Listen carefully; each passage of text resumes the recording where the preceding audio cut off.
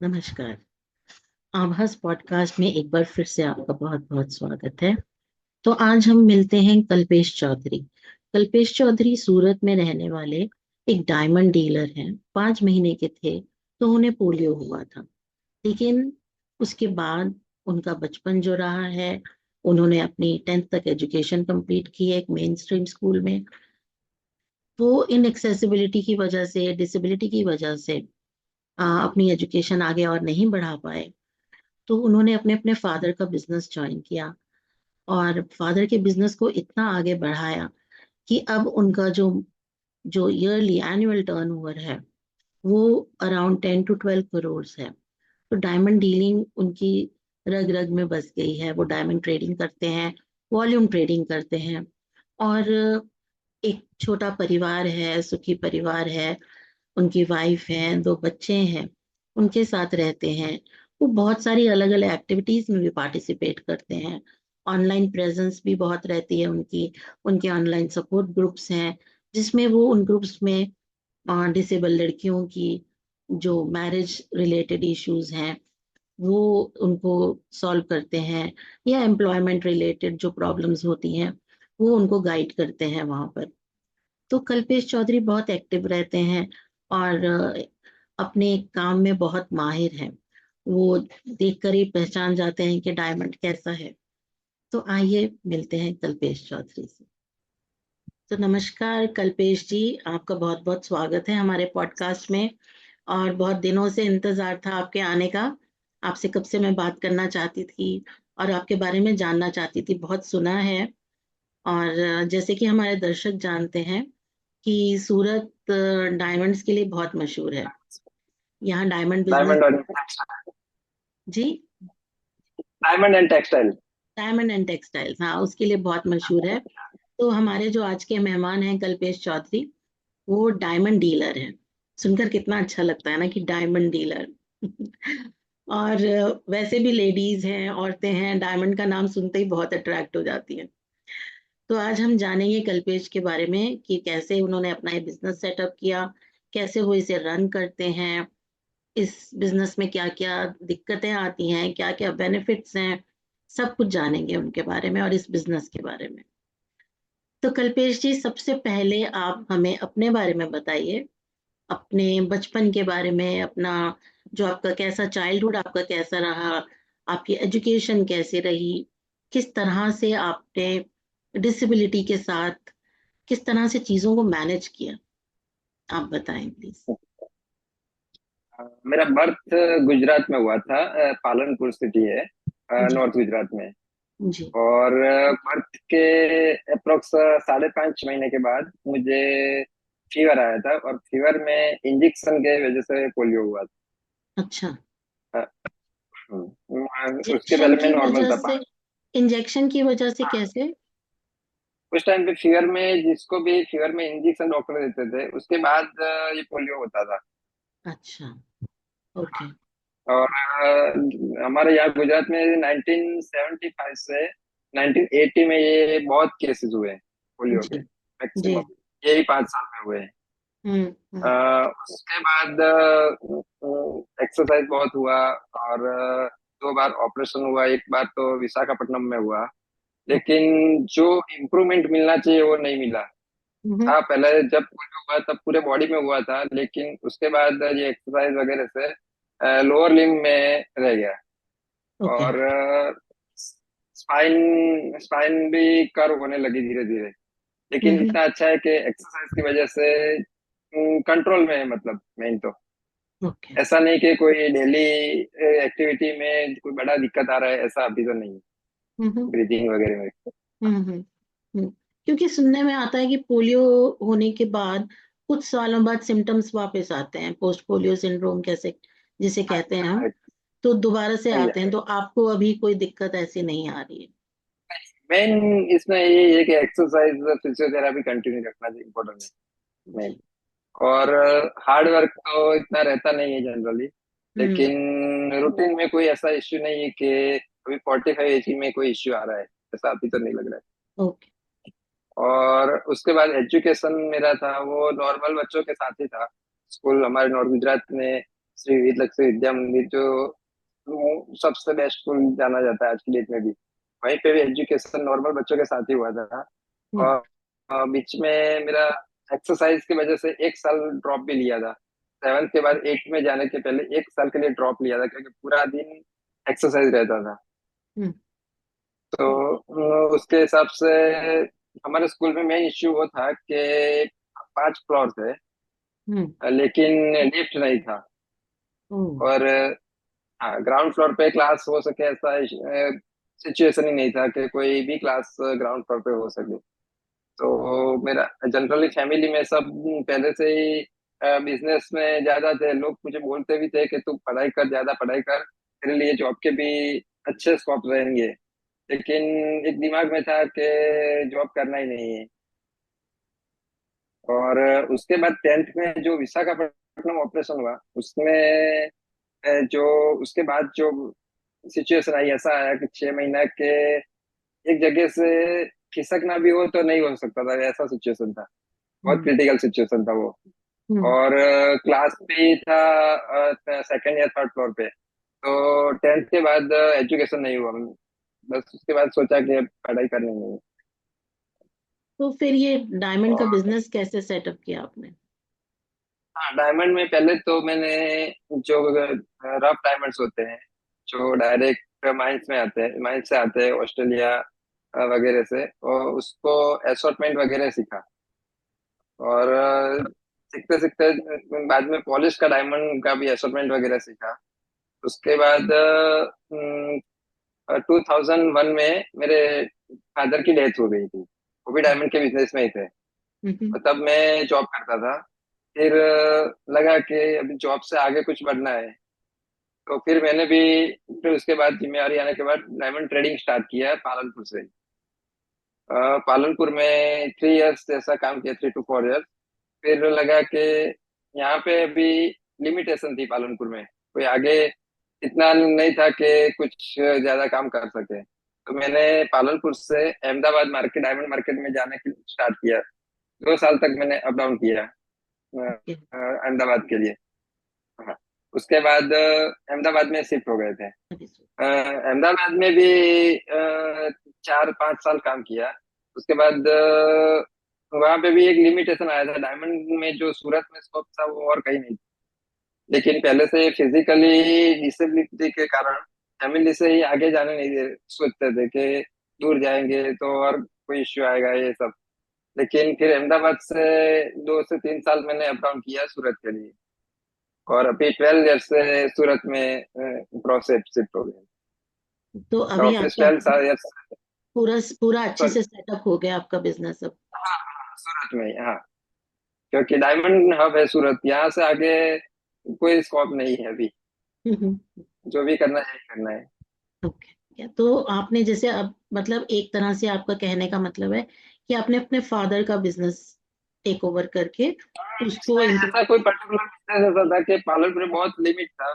लेकिन जैसे सूरत में है तो अभी काम भी बड़ा है, मतलब इसमें ओके। कैसा है कि ऐसा नहीं कि चलो एक कंपनी है तो वही रन, मशीन भी बेस नहीं रहता है। ये दिल्ली के ब्रोकर्स वगैरह जो भी डायमंड्स लेके आते हैं, वो खुद चेक करके खुद उस पर डिसाइड करना है रेट वगैरह। वो सेल्फ डिपेंड ही रहता है ओके। ये। हाँ। तो मैं जब देख रही थी आपके बारे में, इंटरनेट पे इंफॉर्मेशन ले रही थी, तो कहीं पर मैंने ये पढ़ा कि आप पहले मार्केट स्टडी करते हैं ट्रेडिंग से पहले। तो वो क्या प्रोसीजर होता है, वो क्या होता है मार्केट स्टडी करना? मार्केट स्टडी नहीं, लेकिन जो डायमंड का नॉलेज है वो जरूरी रहता है। अच्छा। ये एटलीस्ट 2-3 इयर्स तो उसको नॉलेज में लगता है। पूरा हम्म। उसका क्वालिटी, प्योरिटी, साइज, उसका शेड, उसके हिसाब से इसका रेट फिक्स होता है। और गोल्ड की तरह हर कोई डायमंड का रेट फिक्स नहीं रहता है ओके। कि इसका ये रेट फिक्स है। ये खुद को कैसी नीड है, और सामने वाले को बेचने की कैसी नीड है, उस पर डिपेंड करता है। तो आपने कैसे सीखा ये सब? ये जैसे जो दूसरे लोग सीखे हुए रहते हैं, काम करते हैं, उनके साथ पूरा दिन बैठना रहता है। वो लोग काम करते हैं तो उनमें से अपना हमें भी काम देते हैं उस पे। और बीच बीच में कहीं पे भी वो कंफ्यूजन रहता है तो वो समझाते रहते हैं, वैसे करते हैं। उसमें टाइम लगता है ये सीखने में। तो इसकी कोई किताबें, कोई कोर्सेज, कुछ ऐसा नहीं होता? नहीं नहीं। तो ये और बाय। इसमें सीखने का कोई लिमिटेशन भी नहीं है कि हर डायमंड का कुछ अलग शेप और प्योरिटी वगैरह है। अच्छा, तो नजर बहुत तेज चाहिए, पार की नजर चाहिए कहते हैं इसके लिए। Right right. तो अभी कुछ समय पहले पढ़ रही थी कहीं पर, मेरे ख्याल से 2017-18 की कोई न्यूज़ थी, जब दिखा था कि अब आपका टर्नओवर 10 to 12 करोड़ के अराउंड हो गया है साल का। तो अब और भी बढ़ा होगा। हाँ बड़ा है। तो आप इस टर्नओवर से, क्योंकि अच्छा टर्नओवर मानते हैं, तो इससे अब अपना बिजनेस एक्सपैंड करने की नहीं सोच रहे आप, कि आप कटिंग में आ जाएं, पॉलिशिंग में आ जाएं, डिजाइनिंग में आ जाएं? नहीं एक्चुअली क्या है कि हमारा बिजनेस पूरा वॉल्यूम पे ही रहता है, मार्जिन पे नहीं है। ओके। और एक लिमिटेशन रहती है क्योंकि मार्केट में सेल करते हैं तो पेमेंट वगैरह सब रिस्क भी रहता है, और मार्केट अप डाउन बहुत रहता है डायमंड में। हम्म। ओवर स्टॉक भी नहीं रख सकते हैं, जितना ऑर्डर है जो, या लिमिटेड अपना स्टॉक रखते हैं उसमें से काम करना बेटर है। ओवर स्टॉक करके इसमें अभी रिस्क बहुत ज्यादा है। अच्छा, तो आपने डिजाइनिंग सीखने की नहीं सोची, जेमोलॉजी जो डिजाइनिंग? हम लोग सप्लाई करते हैं ज्वेलरी मैन्युफैक्चरर्स को, ओके। उनका डिजाइनिंग वगैरह सब रहता है। ओके। ओके। तो आपको सिक्योरिटी वगैरह का भी इशू रहता होगा डायमंड्स के साथ? सिक्योरिटी मतलब कैसे? सिक्योरिटी मतलब लूट पाट का ये सब रिस्क होता है? नहीं, वो इश्यू नहीं है क्योंकि सेफ से सब जगह रहता है, हमारा लॉकर्स बिल्डिंग के नीचे ही रहता है, तो वो इश्यू नहीं रहता है। वो और पूरा इशू नहीं। इंश्योर्ड रहता है। हम्म। या तो कोई इस बिजनेस को एंटर करना चाहे कि मुझे भी ये सीखना है या ये करना है, तो आप हाँ, क्या उसे सलाह दे पाएंगे? हाँ, अभी तो सूरत में इसके लिए ट्रेनिंग स्कूल भी चालू हो गई है। अच्छा। हाँ, 2-3 ट्रेनिंग स्कूल भी है। वो लोग, आप दिन में कितना टाइम दे सकते हो, या आपको कौन सा फील्ड में जाना है, मतलब डिजाइनिंग में जाना है, रफ डायमंड में जाना है, पॉलिश पॉलिश डायमंड में जाना है, या उनकी वैल्यूएशन सीखना है, पूरा कोर्सेज रहता है ये सब।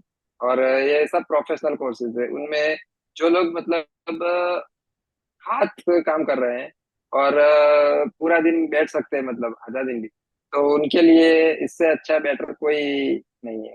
अगर अच्छा। गवर्नमेंट जॉब है या एजुकेटेड है तो उसके लिए तो कोई इश्यू नहीं है, लेकिन अनएजुकेटेड है उसके लिए ये बेस्ट है। अच्छा, कोई अपना सेल्फ एम्प्लॉयमेंट करना चाहे तो सेल्फ उसके। एम्प्लॉयमेंट भी हो सकता है, और जॉब भी ये कोर्स करने के बाद आराम से जॉब भी मिलती है। अच्छा, तो सिर्फ सूरत में ही ट्रेनिंग इंस्टीट्यूट है या इंडिया में और भी हैं कहीं?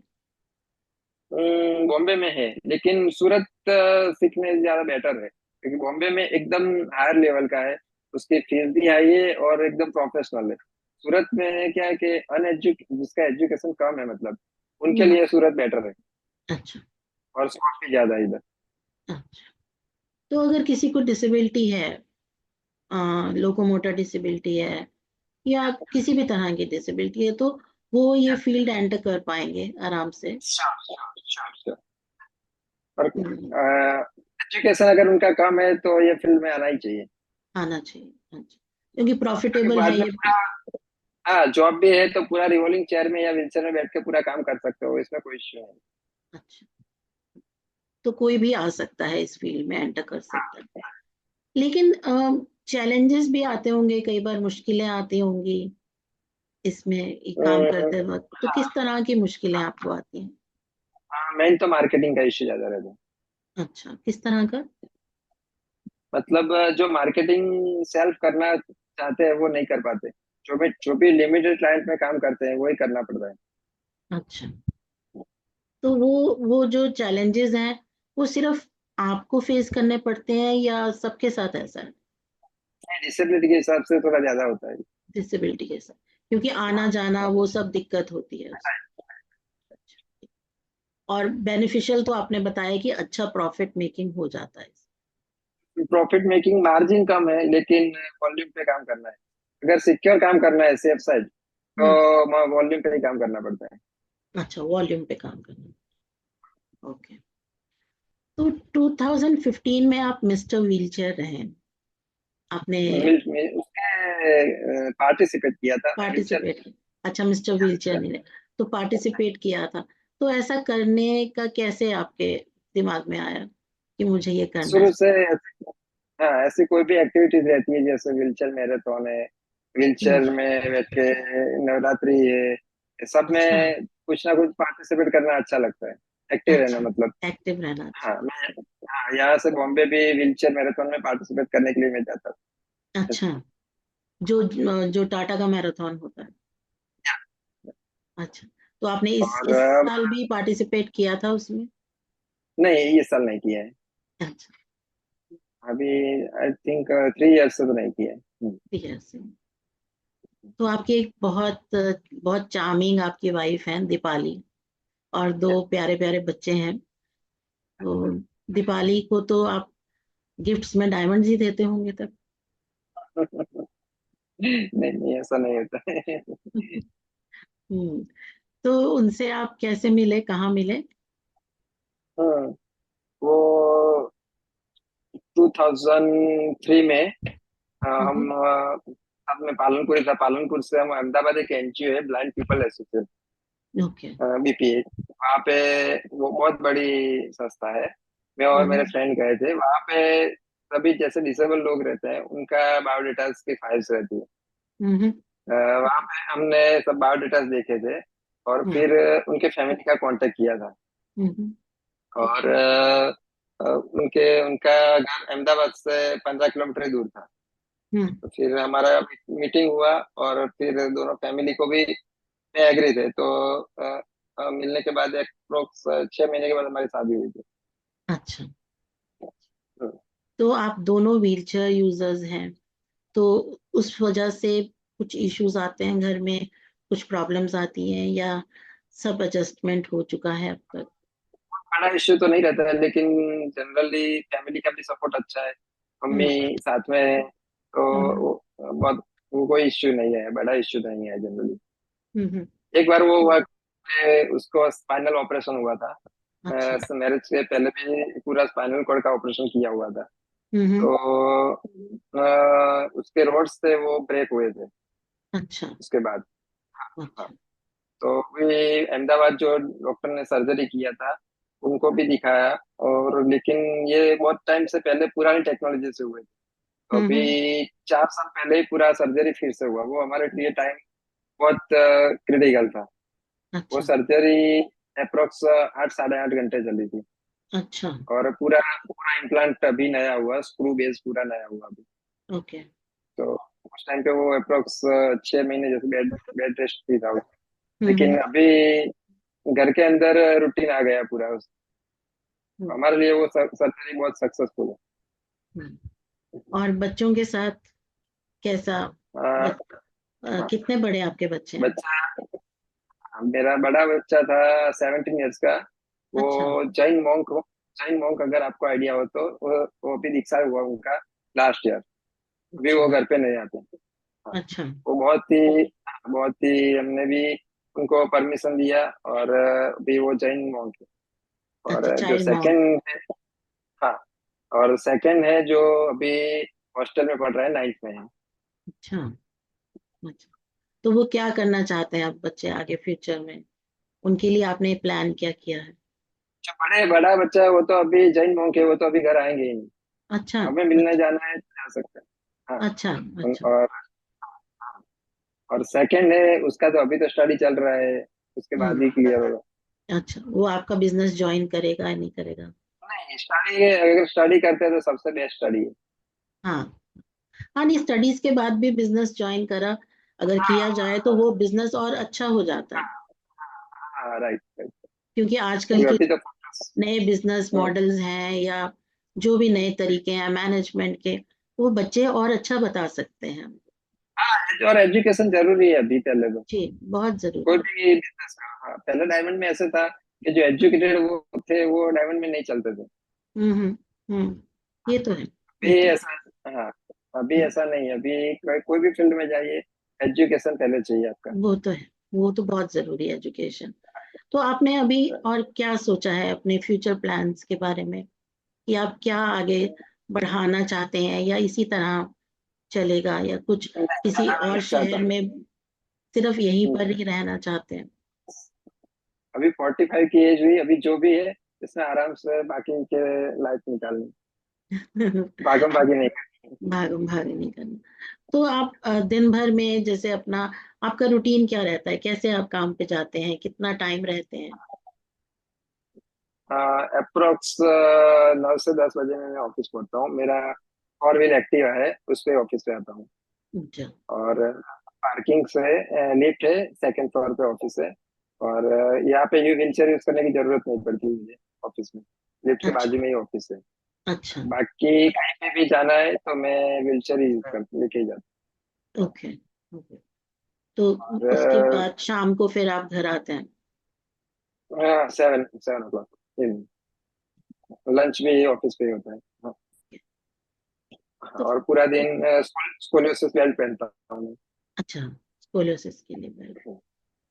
हाँ। तो फ्री टाइम में, छुट्टियों में किस तरह से आपकी रहती है कि कहीं घूमने आना जाना, या किस तरह की एक्टिविटीज रहती हैं?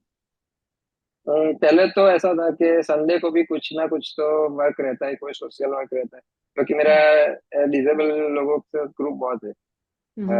ऑनलाइन भी बहुत ग्रुप्स है और पूरे इंडिया से भी बहुत, मतलब कुछ ना कुछ चल रहा था। लेकिन अभी कोरोना के बाद बहुत कम किया मैंने। और संडे को ज्यादातर हमें घर पे रेस्ट करना ही ज्यादा अच्छा लगता हम्म।